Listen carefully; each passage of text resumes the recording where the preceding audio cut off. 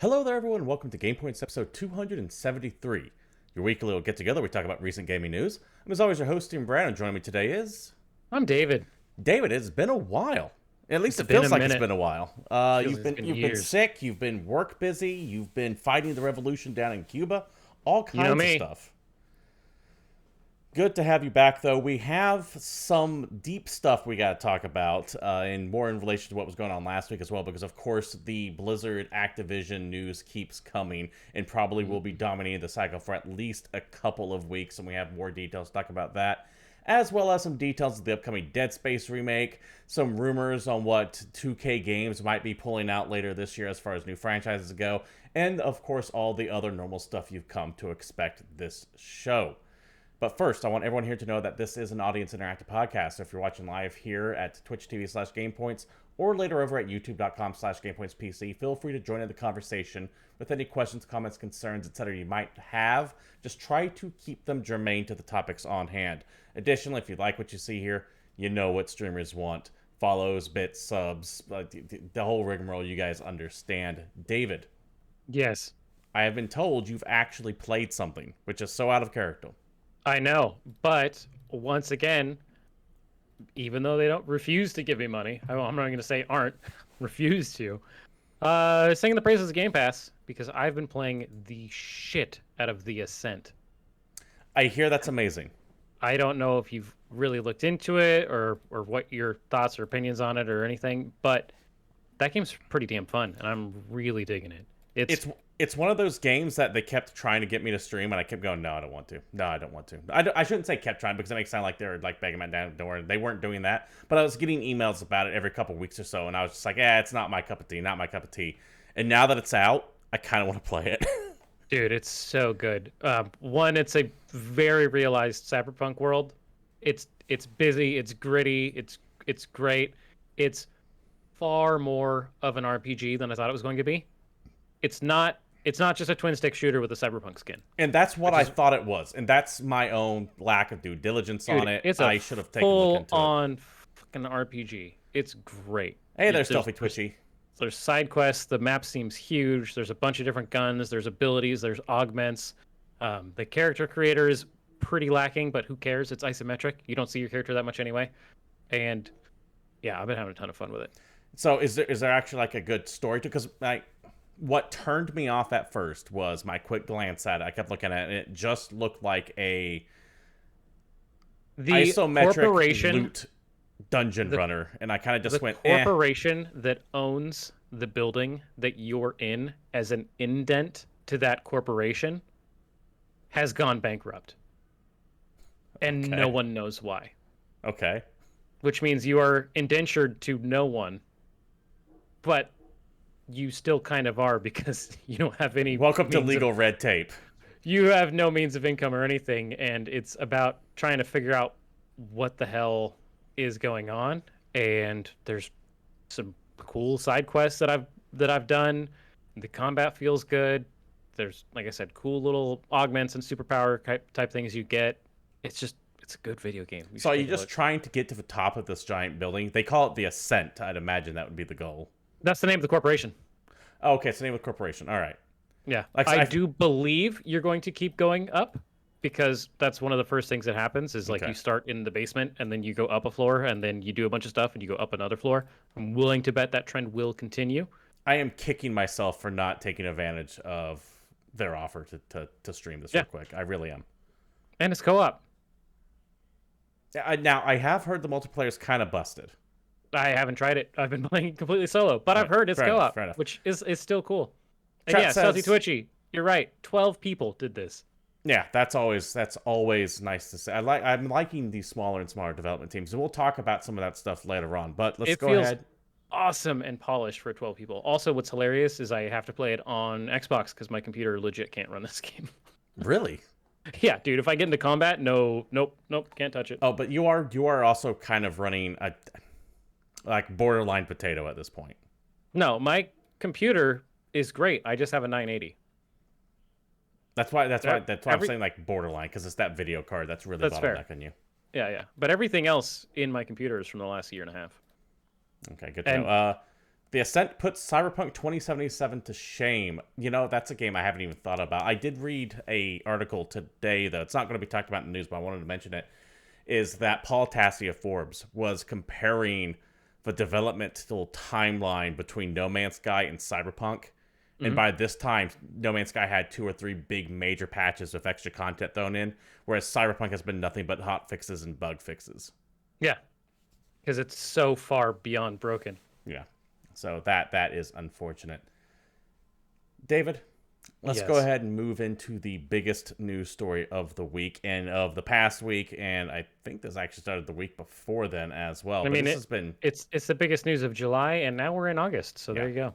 it has been circulating the cycle for at least a couple weeks now. The articles that we're going to mention, by the way, are either press releases from the company or from The Verge and IGN. Links will be, of course, provided either on the Discord server or down below if you're watching this on YouTube.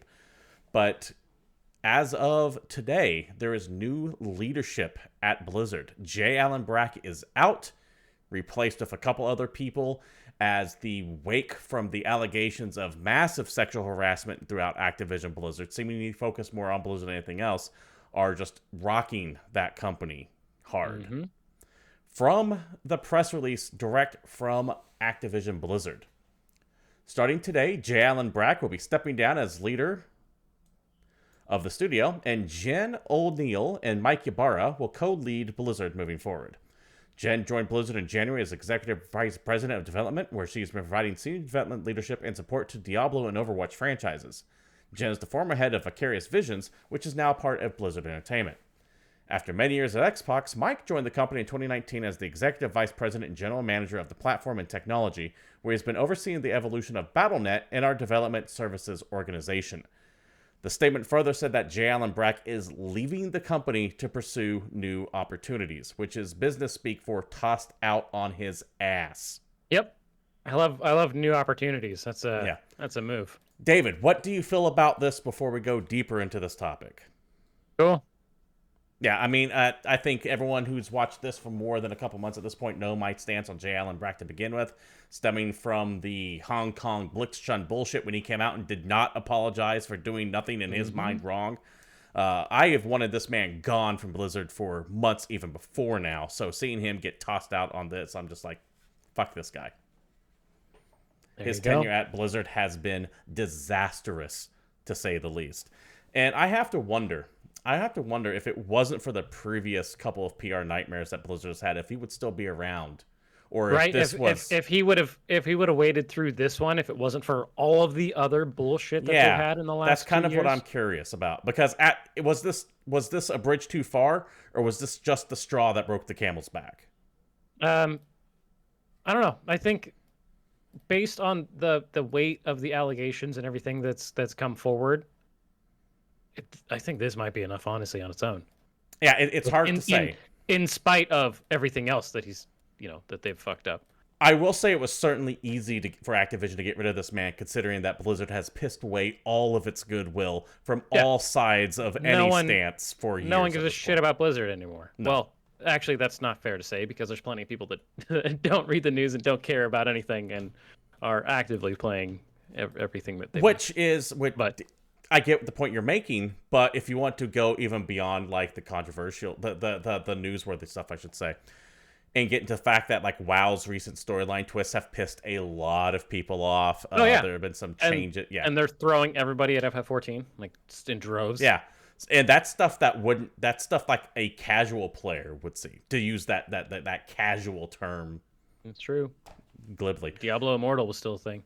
Yeah, so there is stuff beyond just this that people who don't pay attention to news or pay attention to specifically this aspect of the news would know about, and it's just Blizzard has, over the past few years, taken a pounding when it comes to the PR side of things. So I'm also thinking 1/6 of a bunch of different esports teams are pretty pissed at them. Yeah, I mean, it's news. They're being attacked on all fronts, and I would say even if it wasn't for the recent allegations against Activision Blizzard, I would say J. Allen Brack's time at the company would have been numbered to begin with. Because there's only so much that can go. Additionally, by the way, Jesse Meschuk, who is the Senior Vice President of Global HR, has also left. Jesse Metzger, the company said Global Human Resources, has departed, according to The Verge, in a statement sent by Activision Blizzard. While Brack saw the entire Blizzard brand, it was named as... I'm sorry, let me start over again. This is from The Verge article, by the way. While Brack oversaw the entire Blizzard brand and was named the state of California's lawsuit against as an alleged enabler, Blizzard's Human Resources Department was also allegedly complicit. The lawsuit suggested that employees were, quote, discouraged from complaining as human resources personnel were known to be close to the alleged harassers, end quote. So this is another man who has been kicked, either left on his own accord or went to seek glorious new opportunities elsewhere, as the statement definitely would say. Pursue new opportunities. He has nuked his entire social media presence, by the way. He wants no part of this. He is probably going to do that thing where he might even leave Blizzard off of his resume, like some companies, so I know I would. So there are actual people of note getting the axe over this so far. Yep. Furthermore, being the head of HR when the lawsuit is accusing the company of ignoring HR complaints because you're friends with the alleged, probably not a place you need to be in. Not a good look. Real bad, actually. Real shitty. So, David. Yes. You were not here last week when I covered this story poorly. You are here today, though. So yeah, and look how meatier the story is. Yeah. Without going too in depth about what's going on, do you want to even add anything to this Activision Blizzard stuff? Do you have anything that you wanted to say that you were looking to say last week but couldn't because you were out? Or should we just keep plowing through this? If you don't want to wade into it, I totally understand. We have a lot of stuff to talk about, so let's get through it, and then we'll go from there. So okay, moving on to kind of change gears a little bit. There also from the Activision blog, Activision Blizzard's Q2 results were posted. Yeah, this isn't from the blog, but this is just their investor relations thing. Thanks. So from Activision Blizzard CEO Bobby Kotick at the top of the report, we remain intensely focused on the well-being of our employees, and we are committed to doing everything possible to ensure that our company has a welcome, supportive, and safe environment where all of our team members can thrive. David, to give you an idea of how unusual that is, normally you wouldn't even come close to making this kind of a statement in a investor report. Yeah, because they are horrified of what's going to happen if people start pulling money out of Activision Blizzard stock. Yes, and we'll get a little bit. Actually, while topics, maybe he won't get another $250 million bonus this year. He probably will anyway. But Activision stock took a beating over the past few days. I don't have the exact number put up right here, but I think it was anywhere between 7 to 10%, and people were going, "Oh my, that shows that investors are pissed off." I want to temper expectations out a little bit on that, though. The day these allegations came out and Activision Blizzard stock dropped was also a day the entire stock market just took a beating. But they did drop below what the average drop was. So it wasn't as... So if you hear someone saying they've lost $55 billion in one day, it might not have been all because of this. In addition, they have not rebounded as strong as some other places have.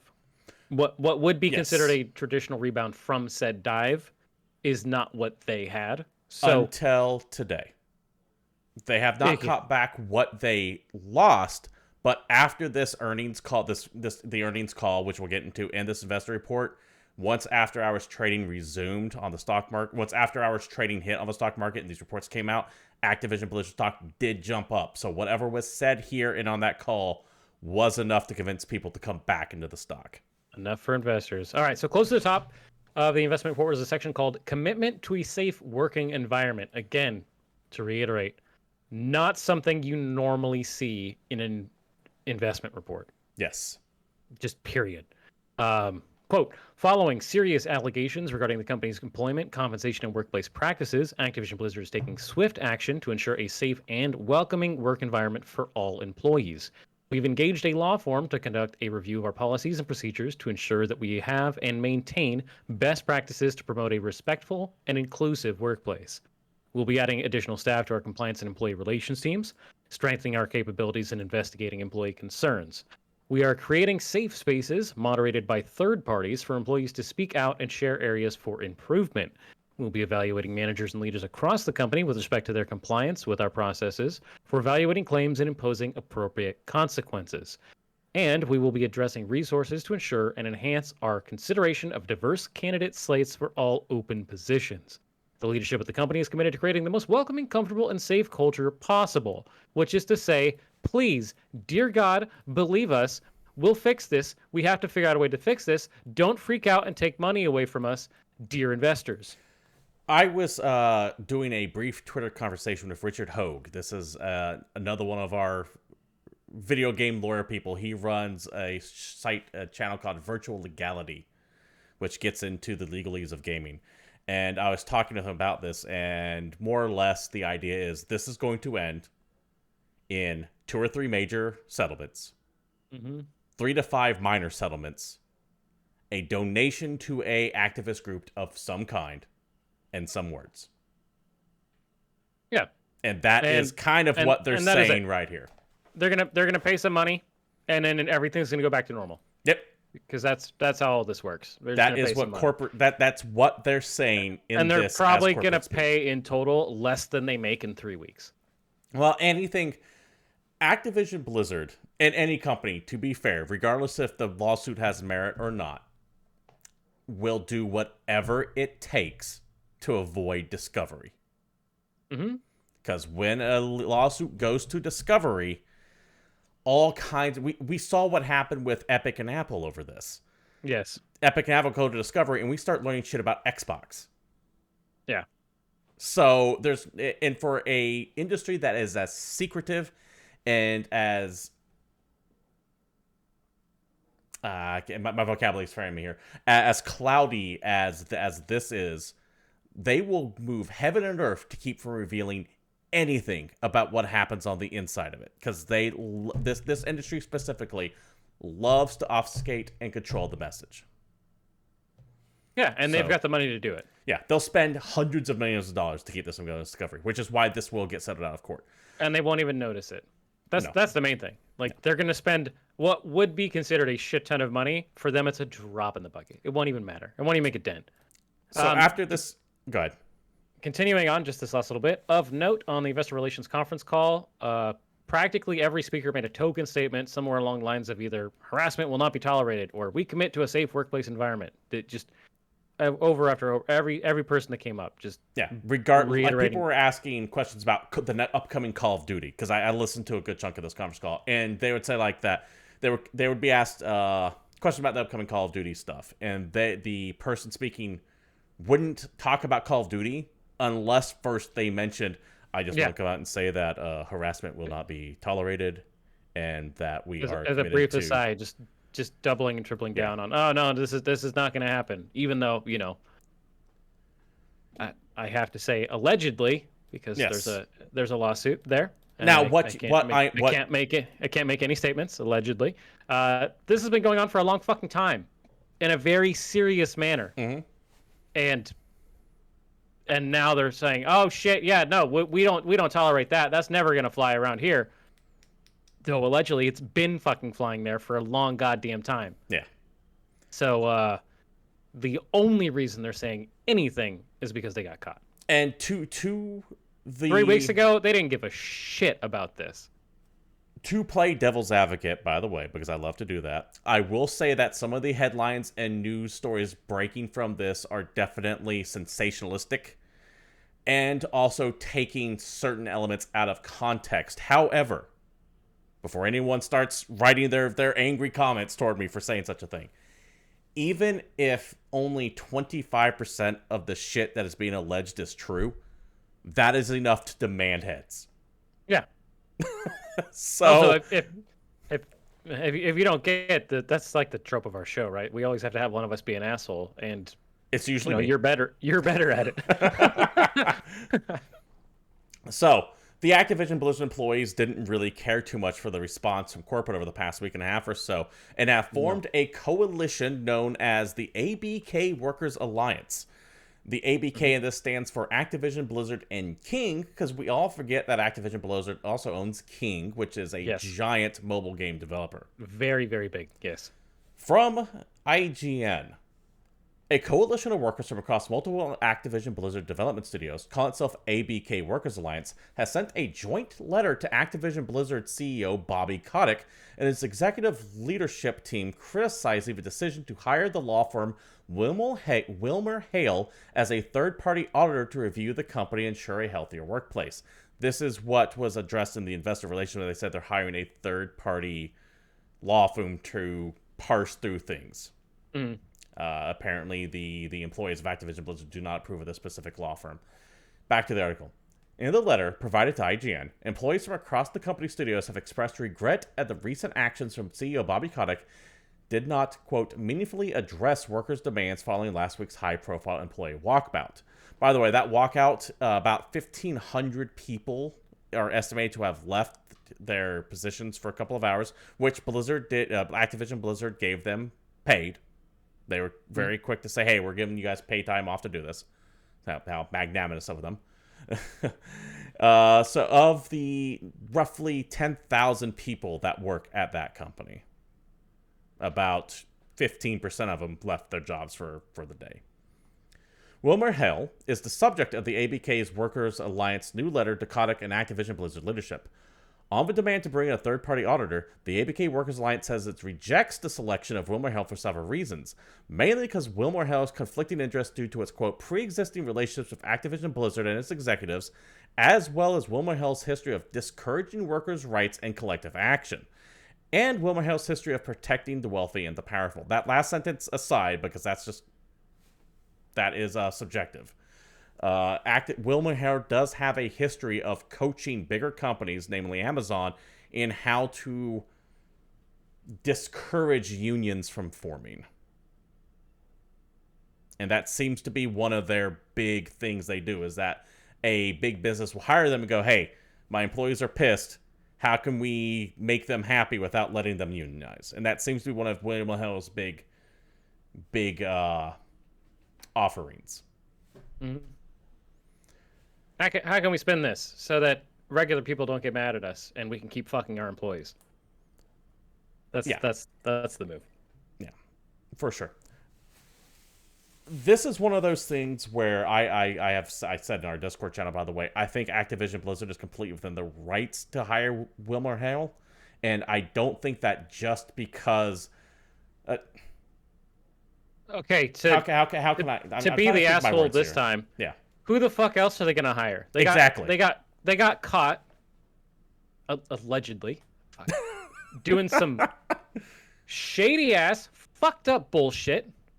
So they're gonna call the guys that are there to help cover up, protect giant companies from doing shady ass fucked up bullshit. Exactly. This is who you hire for something like this. And to be completely honest, I feel that regardless of who they would have hired, the ABK Workers Alliance would have found something to target them over. So this is one of those things where I kind of go, yeah, you might not like this law form, but really, was there any defense that Blizzard could put up that you would have been like acceptable? So I think it's almost like if someone allegedly killed their spouse and then went to get the OJ lawyers. Yeah.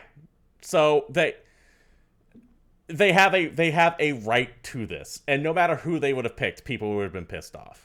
So I think that the people going after Wilmer Hale in all these articles that you see popping up here might have a little bit of an agenda, because if I'm acting for this in Blizzard, you're goddamn right I'm hiring the best that money can buy.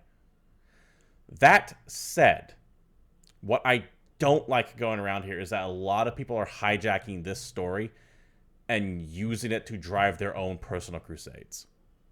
And that kind of bothers me a little bit, because I think it takes away from the seriousness of the allegations here.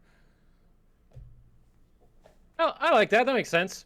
Like, you're using this to talk about a different subject, which could be important, but does diminish the focus on what we're talking about now, which is workplace harassment. Correct. Which is a big fucking deal. It is. And I'm not saying that these other topics shouldn't happen, and definitely shouldn't happen on this scale. Yeah. And I'm not saying these other topics, things like unionization, or which I typically am against, but one thing that the ABK Workers Alliance is also trying to get is get rid of the enforced arbitration, which fuck that, by the way. Fuck enforced arbitration. I hate that shit. That's a valid point I think they had. Unionization I don't think is. But either way, demanding these two things is taking away from the seriousness of the shit of the harassment to begin with. And I think it is going to end up diluting their arguments if it ever goes to court. I shouldn't say if it goes to court. It is going to court. Definitely. It's one of those things where it's like you fight one fight at a time. Don't try to win on all fronts, kind of thing. But that's my personal opinion. What the hell do I know? David, do you have anything you want to add on, since you weren't here last week as well?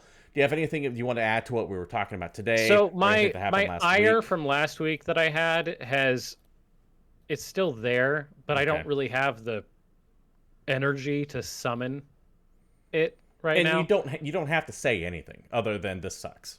This fucking sucks, and I hope desperately that despite one side being incredibly, filthily, obscenely fucking rich and able to throw God's money at this problem, that actual fucking justice is served. Well, that is one of the things that you can say is a positive about the fact that it's the state of California going after Activision Blizzard. Because I don't care how much money Activision Blizzard has, they cannot outspend the state of California. That's true. Who can, for reasons you may or may not agree with, just continue to throw money at something. That's true. California, one of the world's biggest economies. Not in the loop. The 7th or the 8th, last time I checked, if you just count California on its own. Just California. Fuck the other states. Just California.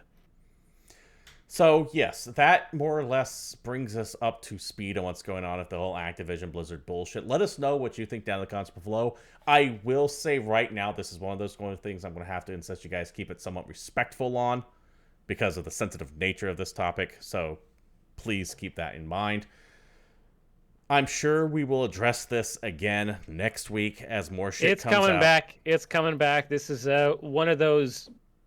To talk about something we talk about frequently, it's one of those gifts that keeps on giving. It's an evergreen topic. Except for it's a horrible fucking situation that we get to dredge on and on and on about.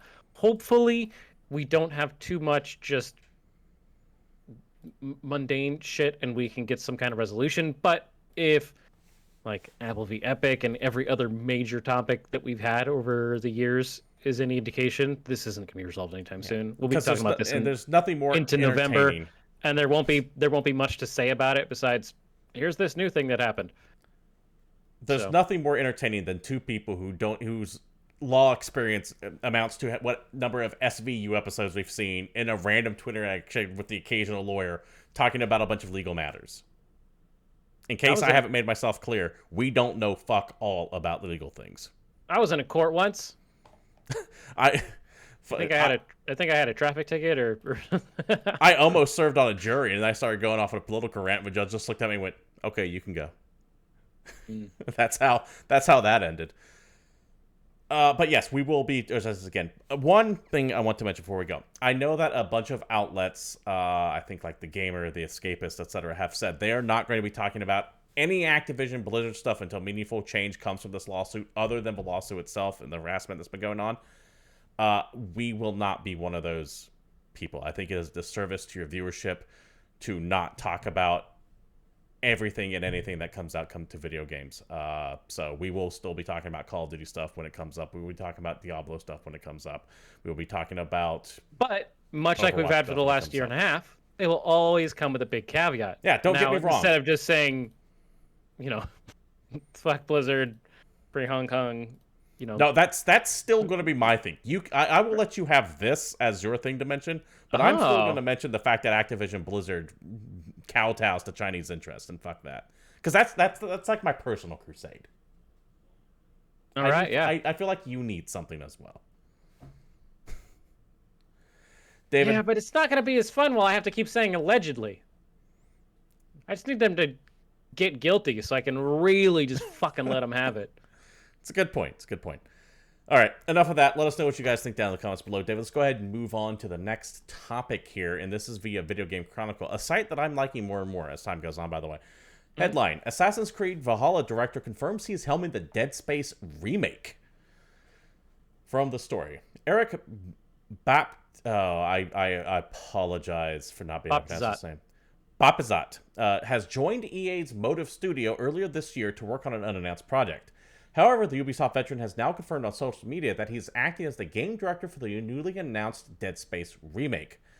Baptizat has worked at Ubisoft for 16 years, most notably as the director of Valhalla and the lead designer for other Assassin's Creed entries, including Origins and Black Flag, which, by the way, is the best Assassin's Creed still to this date.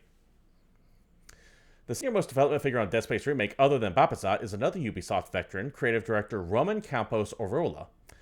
Campos Oriola joined Ubisoft Montreal last year, where he was previously creative director for his online brawler, For Honor.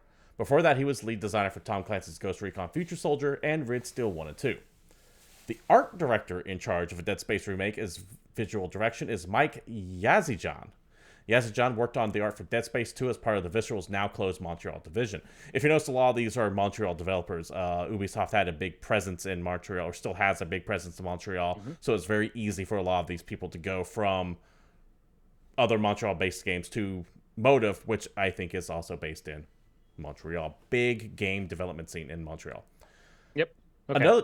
Another developer who worked on the original Space was former UX director Dingo Ignacio, and he has confirmed that he is consulting EA Motive on the game's direction and claimed the game will be a full-on remake and not just a remaster. You also have people from BioWare, specifically Gary Stewart, former BioWare level designer who worked on every Mass Effect game since 2, so what would that be, 3 and Andromeda? Right. It's a clever way to say that you've worked on Mass Effect without saying it was on Andromeda. Was there any post-release content for 2? Maybe he started there. Good point. However, the leads from the original Dead Space are not going to be working on this because they have their own studio, Striking Distance. That would be Glenn Schofield and Steve Papatissis. They're working on a game called The Callisto Protocol, which looks amazing. It is set in the PUBG universe of all things, but it is on a prison, some kind of prison, corporate prison, maybe out in space, orbiting Jupiter on the moon of Callisto. Fun fact, by the way, Dead Space was originally going to be called Rancid Moon and take place on a prison. So it's like they're taking that original concept idea and translating it into its own game. It's fun. All in all, the list of known developers that are working this seem to draw either mostly from the Assassin's Creed series or specifically Mass Effect Andromeda. Read into that what you will, but I will say it is possible for developers to work on different games than the same thing over and over again. So people out there are saying, oh my god, Dead Space is going to be like Assassin's Creed, whatever. It's like, guys, development doesn't necessarily mean you only work on the same thing over and over again. Yeah. People can change. Right. I'm just especially depending on what they're doing. Right? Yes. Miyamoto made Mario. That doesn't mean every single game Miyamoto made was a Mario-like. That's true. I was gonna make a FromSoft joke, but I'll leave it alone. Hey, from Software, makers of Dark Souls, Dark Souls 2, Dark Souls 3, Bloodborne, but also makers of Chrome Hounds, and also Armored Core. Thank you very much. I'm willing to bet at this point Chrome Hounds has more of a chance of coming back in its real form than Armored Core. I'm sorry to tell you. Steven. I'm moving on. In another story from IGN, 2K, that 2K, to reveal new franchises later this month, or new franchise, sorry, not plural. We already know Take-Two Interactive subsidiaries have a slew of projects in the works. I think, what did we talk about when we reported that they have like 100 games or some shit in the pipeline? I mean, that's kind of high, but they do have many games in development right now. I think it's like 20. I thought it was more than that. I thought it was a ridiculous number, like multiple dozens. What you're thinking of, I think, is Embracer Group. That could be right. All right, my bad. Anyway, so we also know that Take-Two subsidiary 2K has a new franchise in the works, and it's slated to be revealed later this month. According to Take-Two's first quarter earnings report, 2K's new franchise will be unveiled this month with confirmation that the game will launch sometime during this fiscal year, which means it's anytime between now and March 31st, 2022, because that's when the fiscal year ends for game development. So I keep hearing, David, that this is one of two things. One, it's going to be that weird-ass Space Cthulhu game that Hangar 13 is working on, but I don't think it's going to be that. Okay. I personally don't think it is. What I think it's going to be working on is this rumored Marvel XCOM game that keeps popping up every now and then. I would lean way closer to that. Yeah, that same seems here. Far more likely. Additionally, the person who originally told me about a potential like XCOM announcement coming at like later this year, but that was like 18 months ago when she mentioned that to me. Don't mean to out my mentioned that to me. When they told me that originally, I followed up with them not too long ago, and that person did say some of those elements have been folded into a new project. Interesting. So that's what I think this might be. That's all the detail I've got. So yeah, I've got the part that I read you, and that's about it. So feel free to speculate away, everybody. I would not be surprised if that was that wheeled Marvel XCOM game. I will say that my contact didn't even mention the words Marvel in it. They just said it got rolled into another project. Well, there you go. So we'll see if that shakes out of that. David, would you play a Marvel XCOM game? Maybe. Yeah, I don't know if I'm kind of comic book fatigued at this point. See, what's funny is I would happily play a DC XCOM game. It's not that I'm comicked out. I'm kind of marveled out. Fair enough. And I was never like I'm definitely marveled out, and DC hasn't really produced anything that's made me like go gaga over it. So Right? Well, because think of it, if it was really good and it was DC based, I'd be super excited about it. I think I would just. If it comes out like Marvel's Avengers, but with a different franchise slathered on the front, then no, I won't play it. I think I would rather just have XCOM 3. And once again, important to note, all of this is rumor, all of this is speculation. I don't know shit about what's going on here. We'll see maybe by the end of this month. David? Man, didn't we just have E3? Why the fuck are we still waiting on bated breath for like any announcements? Speaking of the E3 thing, the last show of what you could consider the summer E3 thing when they spread out, this is one of those things that was kind of tied into the E3 showcase. When you had E3 itself, but a bunch of other side shows scattered throughout the past months. The latest one of those was Annapurna Interactive Showcase. Now, for those who don't know what Annapurna is, they are an indie studio who makes... I liken them to the gaming equivalent of that A24 movie developer, where it's all these very like artistic indie games. They're the guys who released Donut County. They're releasing the upcoming 12 Minutes. If you take a look at what they have done a lot of great games. They had their showcase. They showed off some cool shit, but by far the coolest thing I saw on this, and the link to this will be provided down below. I won't be giving a complete recap, but I wanted to mention this specifically. There's a game called The Artful Escape.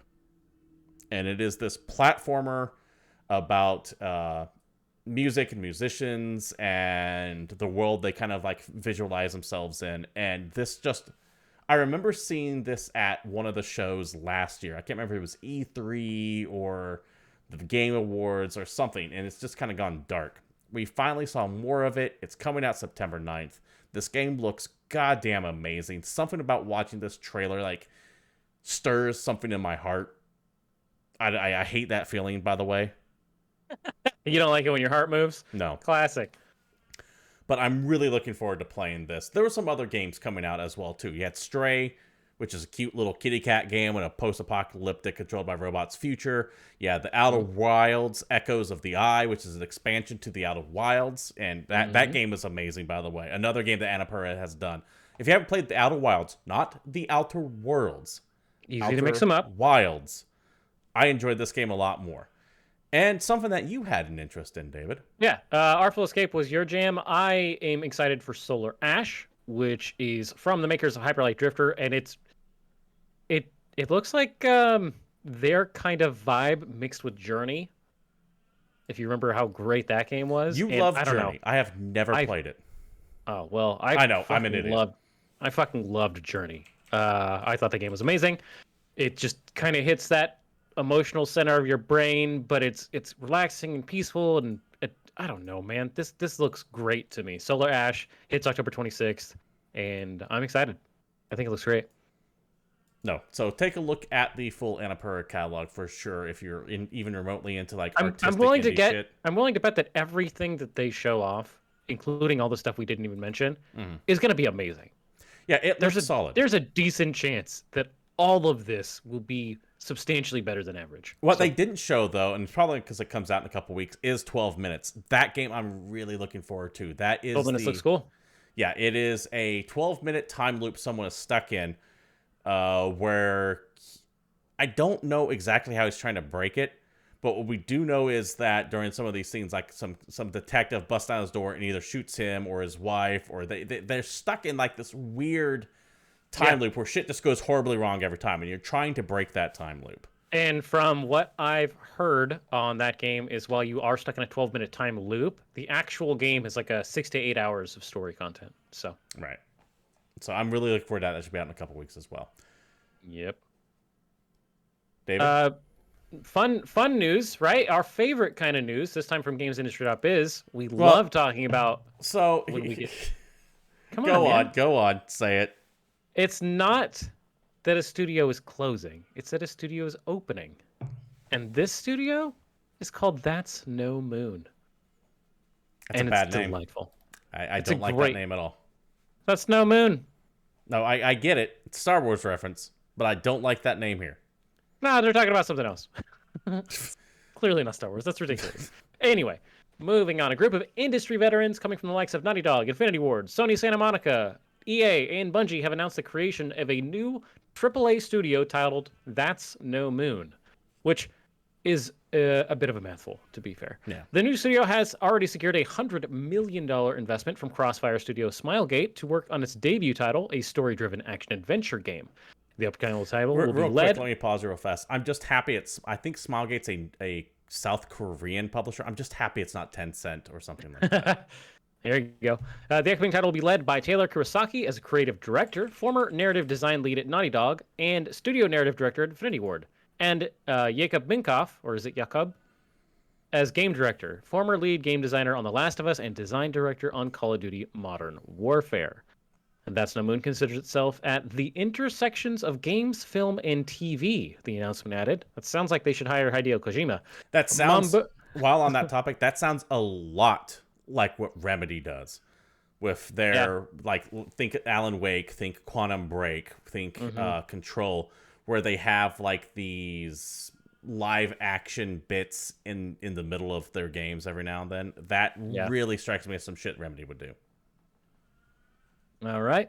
In a quote, we started That's No Moon with a singular vision of creating unforgettable stories and characters that will define and extend beyond our medium. I'm proud to share that ambition with such a talented team of creators and our incredible partners at Smilegate. David? Yes. Yes, it is good news that we're seeing more of these studios pop up. Yeah. I also like how they made a AAA studio, but it sounds like a small AAA studio, so I don't actually know how much talent they've procured. But, now, I mean, we've talked about plenty of people leaving over the last year and a half, so... I believe that I did read somewhere that That's No Moon is looking to get over 100 developers within the next year or so. That's so awesome. This is not going to be a small indie studio. It's actually going to have some weight behind it. And while I love hearing about all these named developers going off and creating their own things and breaking away from the bigger publishers so they can create what they want to, I am getting a little... tired isn't the right word, but at this point, announcing the name of the studio and who's going to be in it does nothing for me. Because we're still waiting on studios that were announced 2 years ago to actually release something. I know. Like I look at Ken Levine's studio, who's I can't even remember what, I think it's like Ghost Tales or something like that. That studio was formed years ago. We still haven't even heard what the hell they're working on. At this point, I don't care if Jade Raymond is creating Haven Studios. If you're not going to tell me what kind of game you're working on in clear, concise language, not this unforgettable stories of characters that define and extend beyond the medium, to use their direct quote here, tell me what you're working on. Show me some concept art. Give me something to get excited about. What they just bought a building, bro. What do you expect from them? Not to announce this until they have something. I am going to hard disagree with you because I love to hear about formations of new studios because that means that a shit ton of out-of-work developers are getting work. Were these people actually out of work, though, or were they working for someone else and decided to go off on their own? Some of these, I'm sure, were, but we've talked about numerous people that have been released, and I'm willing to bet every time one of these studios shows up, there's an out-of-work art designer or music producer or character somebody. I mean, I get what you're saying. That more opportunity to create your game is better, in my opinion. I think we're in agreement on that. I just I understand your frustration in that you want some inkling of a product. You want to see what they're working on. Just giving you a name isn't enough. Yeah. I'm just letting you know, this is fine. This is great. Keep it on. All right. I love Sounds it. good. David, Because this is so much better than me hearing that EA purchased somebody. yeah, which the clock is on that studio now, and it's only a matter of time before they shut them down. Although, in EA's defense, they have stayed out of the news lately over the past few years because Ubisoft and Activision Blizzard are having so they much are worse. so stoked right now. It's like, fuck, we could put loot boxes everywhere after Activision Blizzard fucked everything. Yeah. We have one more news bit that I want to mention real quick as a public service announcement. Seemingly, it seems that Halo Infinite's story has been accidentally leaked. This is a tweet from Joe Staten, who's one of the creative leads on Halo Infinite. He said, "Hey folks, heads up, we unintentionally include a small number of Halo Infinite campaign files in the tech preview build. Unfortunately, these files do contain spoilers, and leaks like this are painful for the dev team and can ruin the campaign experience for everyone. So please, keep your eyes peeled for spoilers and don't spread them if you see them." David, I took the bullet to look at this real quick to see what the extent of the spoilers is, and depending on your point of view, it is nothing or everything. So, if you are worried about Halo Infinite spoilers, don't read the internet. Alternately, spread like madness every single made-up bullshit conspiracy theory styled Halo leak that you could possibly think of. Because if there's enough dumb, crazy bullshit out there, the real message will get lost. I don't think that actually works. That is how news actively works right this fucking second. No, you cannot argue that. That only works with a disinterested public.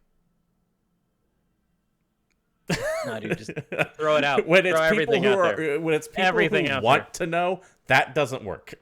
Turns out, Master Chief has been Samus the whole time. The whole time.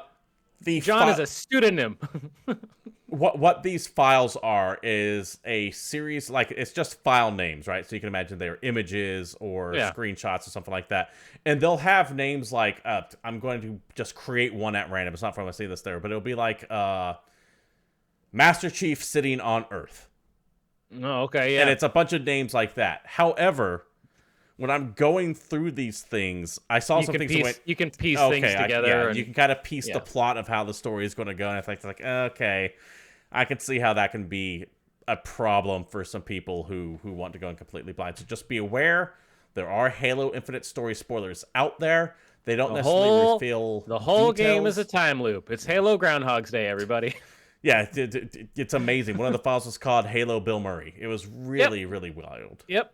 There's another one called Halo Go for Dance. That one was my favorite. Because they put through in a Caddyshack reference. So, yes. Go for dance. I heard go for. Oh, go for dance. Yeah, so it didn't click in my head. My bad. So yeah, just be aware Halo Infinite story spoilers could be out there. I would recommend you mute Twitter threads and Minds threads and Facebook threads with any... definitely don't look at any unrelated things. Just delete all social media from your phones and computers. I think the entire world would be a better place. David? Or here's a safe option. Only get your gaming news from us. Because we'll never tell you what's going to happen in that game. No, not at all. David, we have some delays I want to go over with real quick, and quite a bit of them, actually. First up, Skatebird, delayed till September 16th. It was supposed to come out this month, but they have pushed it back a month or so. Yep. Not a horrible delay. Get it done, guys. Hope your project goes well. Horizon Forbidden West seems likely delayed. Now, what do I mean by that? Many, and by many I mean in a bunch of industry insiders, so think your Jason Schreiers, your Jeff Grubbs, etc., are saying that they have heard that this game is delayed till the first quarter of 2022, but no official statement on that has been made yet. I would expect such a thing to happen probably in September when the rumored next state of play will be. If you recall, though, we talked about this a little bit, that this game didn't have a date when they showed that whole big deep dive, and we don't think it's coming out this year, which means that we're going through the first full year after a major console release with fucking nothing. Yeah, It's bad. It's real bad. Kenna Bridge of Spirits has been delayed to now September 21st. No, that game looks great. I'm kind of into playing it. I want to take a look at it. As I've said before, I think this game looks fantastic. I'm really excited for it. So take all the time you want. This reminds me so much of Cameo, which was a Xbox 360 Rare game. Not rare as in hard to find, but rare as in like Donkey Kong Country Rare. Yeah. I gotcha. And I enjoyed that. And this just really reminds me of that for some reason. And as revealed in the Activision Blizzard Investor Relations thing. There's a word for it, and I can't remember what. Quarterly results. Diablo Immortal has been delayed till the first half of 2022. It was Look how much time you have to get a phone.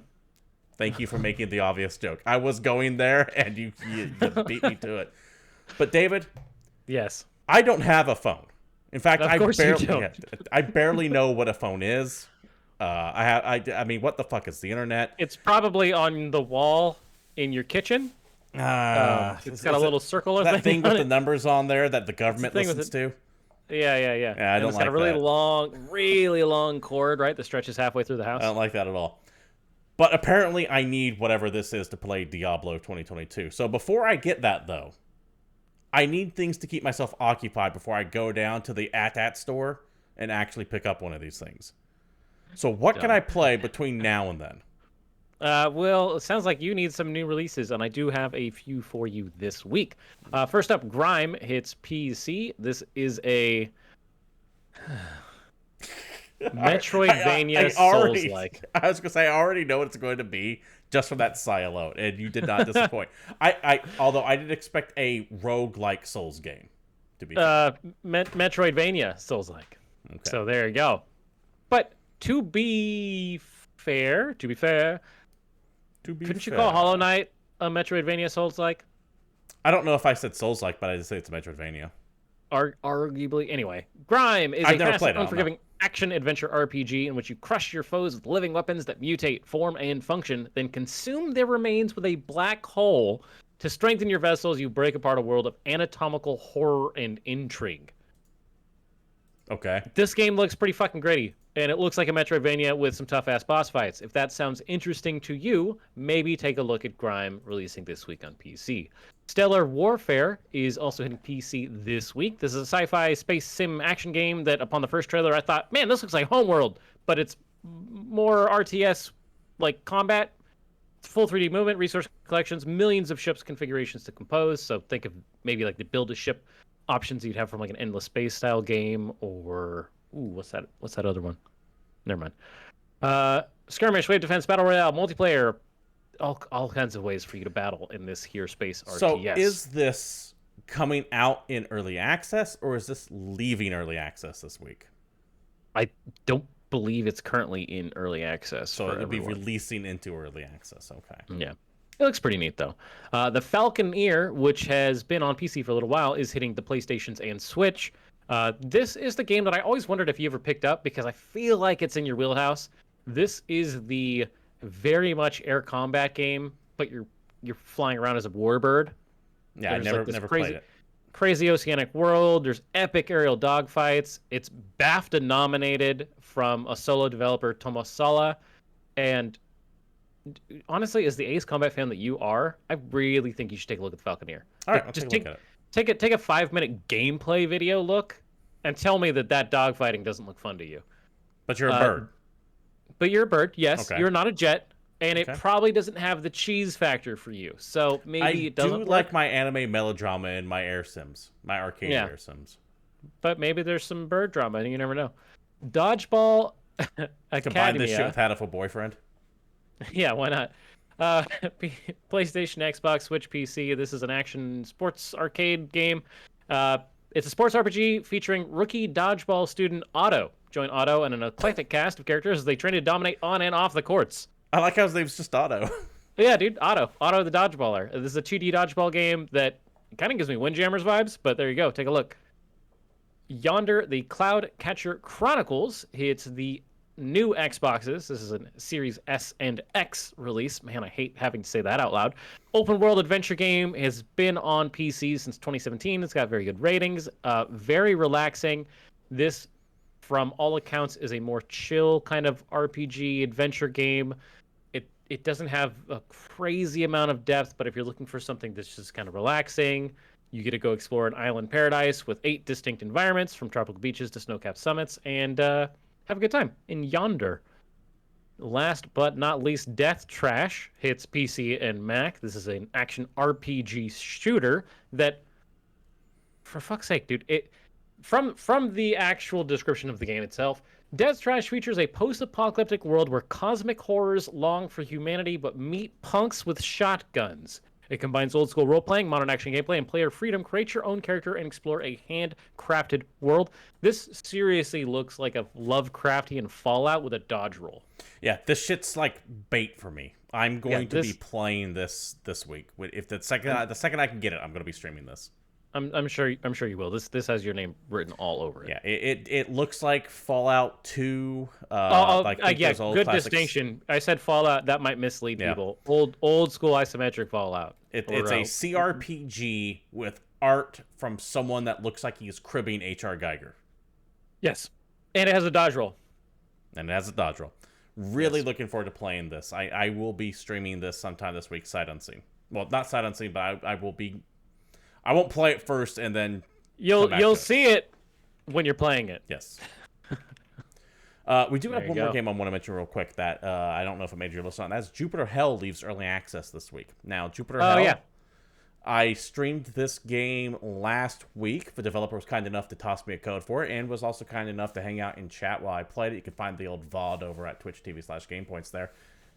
Think an ASCII roguelike, right? So think like, well, Rogue or Angband or anything like that. But give it a Doom-flavored skin, a sci-fi horror-flavored skin, and that is kind of what you have here of Jupiter Hell. If you were a fan of like Sword of the Stars, The Pit, you might find some stuff that will be entertaining here for you, but it's significantly faster paced than The Pit. I really enjoyed my time with it. It is not as in-depth as like The Pit is, but it's also less randomy bullshit than The Pit is too, so that's great. And I really, really did like my time playing with it. You can find the old VOD over at twitch.tv/GamePoints if you want to take a look at about 3 hours of it or so. David? That's all I got. That does it for new releases, which that means it's the end of the show as well. This has been GamePoints episode 273, and thank you all for showing up. We do stream live here at twitch.tv/GamePoints every Tuesday at 8 p.m. Pacific Standard Time, where you can join and interact with this show as we go live. If you can't catch us live, however, you can watch old episodes of the show over at twitch.tv/GamePointsP or youtube.com/GamePointsPC rather. You can follow the show on Twitter at GamePointsPC, myself, Stephen Brown, at CapitalistPig21, or David there at Palshlife_Satori. There's also a Discord you can join, link provided down below, to be part of the greater GamePoints community, where we post random pictures of models and talk about gaming news and just other things that happen to be grinding our gears at the moment. And of course, I do stream games throughout the week, so the best way to know when I go live is to, of course, follow and turn on notifications. And then finally, if you like what you saw here and support the stream, you know what people want: likes, follows, bits, subscribes, all that good stuff. David, thank you for coming back. We will be back next Tuesday. Until then, y'all take care, and we're out of here.